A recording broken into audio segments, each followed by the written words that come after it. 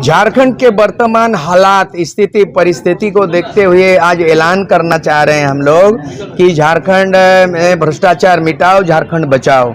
और इसी के साथ हम लोग एकमात्र विकल्प के लिए संकल्प ले रहे हैं कि एकमात्र विकल्प है झारखंड में राष्ट्रपति शासन। क्योंकि अविभाजित बिहार में 1993 में लालू यादव मुख्यमंत्री थे तो चारा घोटाला हुआ, तो 950 करोड़ चारा घोटाला, उनको तो पनिशमेंट हो गया, 5-5 उस पर केस हो गया, 5-5 साल का हो गया, 25 साल उनको तो दिखाई दिया। झारखंड बनने के बाद जो है ना 2006 में मधु कोड़ा मुख्यमंत्री निर्दलीय बन गया। राजनीति कैसा होता है, ना दल ना बल, निर्दल। लेकिन मधु कोड़ा ने कर दिया 2 साल के अंदर में, कमाल कर दिया कि 2 साल के कार्यकाल में एकदम 4,500 करोड़। अरे इनो सिक्का जो है ना इन्हीं होरों का पार्टी का दामन थमा, मंत्री बन गए।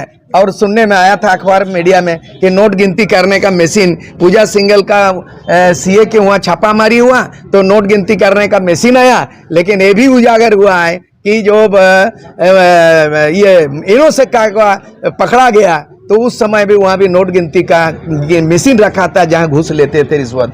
तो ये चाहे 93 अविभाजित बिहार में लालू यादव का चारा घोटाला 3.5 करोड़ हो, झारखंड से लूट हुआ है। चाहे मधु कोड़ा का 4,500 करोड़ का लूट हो, झारखंड का लूट हुआ।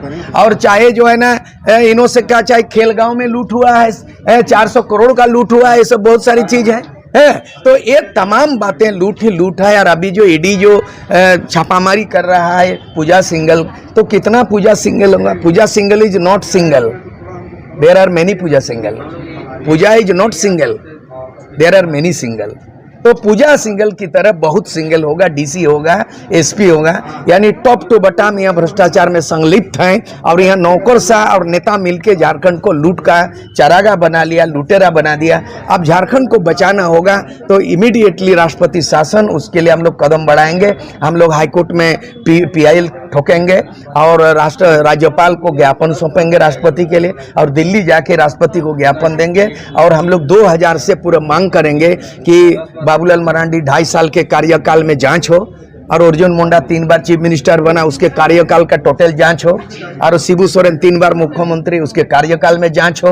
और उस तरह का जो है ये हेमंत सोरेन 2 बार मुख्यमंत्री बना, ये तो जांच हो ही रहा है। और भी चाहे नारेगा का हो और चाहे कोई भी वेलफेयर का फंड हो, या लूट ही लूट है। झारखंड को ये लोग खजाना खाली कर दिया। और जनता को अपील करते हैं कि इसको उखाड़ फेंको, 2024 में तीसरा विकल्प तैयार करो। वो सपना देख रहे हैं, और वो सपना तभी संभव होगा जो दागी और बागी को हटाओ और फ्रेश लीडरशिप, फेयर पॉलिटिक्स, नौजवान जो आ रहा है उस नौजवान को 2024 का कमान संभालने देना है, और झारखंड तभी बचेगा। आपका घोषणा ये है, आज का घोषणा कि भ्रष्टाचार मिटाओ, झारखंड बचाओ। यानी आपके साथ में कहा जाए कि झारखंड अब लूटखंड होता है। लूटखंड हो गया, झारखंड नहीं उजाड़खंड और लूटखंड हो गया। पूजा सिंघल या प्रेम प्रकाश जैसे लोगों को संरक्षण कौन देता है? इस तक तो ईडी नहीं पहुंच पा रही है ना। ये संरक्षण हमने कहा ब्यूरोक्रेट्स दिया है, बॉडीगार्ड दिया है, ब्यूरोक्रेट्स दिया है, पैरवी किया, नेता किया। यानी ये मिली भगत है, ये मिली भगत है। यानी जो नेता हैं, जैसे नेता का कर्म नहीं किया है, भ्रष्टाचार में तो संलिप्त है,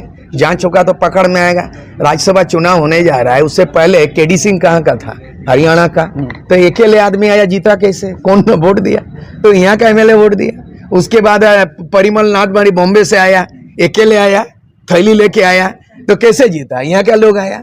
उसके बाद RK अग्रवाल जमशेदपुर का उम्मीदवार हुआ राज्यसभा, पकड़ा गया, आज भी केस चल रहा है। तो हर राज्यसभा चुनाव में माल हुआ नोट है, नोट से वोट नीचा जाता है। तो ये बहुत खतरनाक संकेत है। मतलब झारखंड के जो भी चुनाव हो रहते हैं, बिकते हैं, वो सब बिकते हैं, कोई भी टिकाऊ नहीं है। झारखंड में ना टिकाऊ की राजनीति, झारखंड में ये तमाम विधायक MLA MP बिकाऊ की राजनीति, और टिकाऊ सरकार नहीं होता है, बिकाऊ नेतृत्व होता है। इसके लिए एकमात्र है युवा शक्ति फिर एक बार आए, तभी झारखंड का तस्वीर बदलेगा, झारखंड का तकदीर बदलेगा। अभी जो महबूबा मांझी को दिया गया राज्यसभा का, उसको किस प्रकार? वो तो अपना मर्जी है, पार्टी लेवल में ही उम्मीदवार बनाया जाता है। वो तो पार्टी का मामला है, उसमें हम उस पार्टी से बिलोंग नहीं करते, हम हस्तक्षेप नहीं कर सकते। पार्टी अपना मर्जी है। लेकिन हमारा कहना ये है कि आप अपना चुनाव वोट भाट करिए। लेकिन चुनाव तो पंचायत चुनाव भी हुआ, आज अंतिम गणना है, और राज्यसभा भी हो रहा है।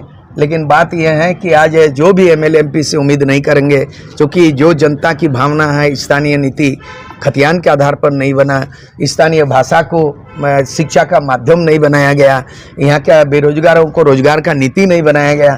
तो अफसोस इस बात का है, आप 5 साल चलाइएगा सरकार, फिर सत्ता में आइएगा, बड़ी बात नहीं है। लेकिन आपने 2019 में चुनावी घोषणा पत्र में हेमंत सोरेन जी में वादा किया, उसमें एक भी लागू नहीं किया। इसलिए नैतिकता के आधार पर आपको सत्ता में बने रहने के कोई नैतिक अधिकार नहीं है, और इसीलिए अब ये चलेगा नहीं। ये आपस में जो है ना, ये क्या बोले, शाह और मात का खेल हो रहा है। पक्ष और विपक्ष सब मिलकर के लूटा है, हाँ, और सब आपस में बांटा है, और एक ही थाली के चट्टे बट्टे इन लोग हैं। इसीलिए राष्ट्रपति शासन इमीडिएट लागू हो, और झारखंड को बचाने के लिए युवा शक्ति फिर एक बार आना चाहिए खतियानी आंदोलन की तरह। और आजसू का 1986 से 89 मेरे नेतृत्व में जो युवाओं ने 10,000 नौजवान सड़क पे उतरा था, हम आम जनता को, युवाओं को सड़क पे उतरने के लिए वो 22 जून को ऐलान होगा सड़क पे उतरने का और झारखंड को बचाने का। आप जो नैतिकता की बात कर रहे हैं, अभी तो मुख्यमंत्री के विधायक प्रतिनिधि को खुले कह रहे कि हम लोग बिजनेस नहीं करेंगे क्या? तो अब शासन चलाने वाला ही खुद कहेगा कि हम भी व्यापार करेंगे,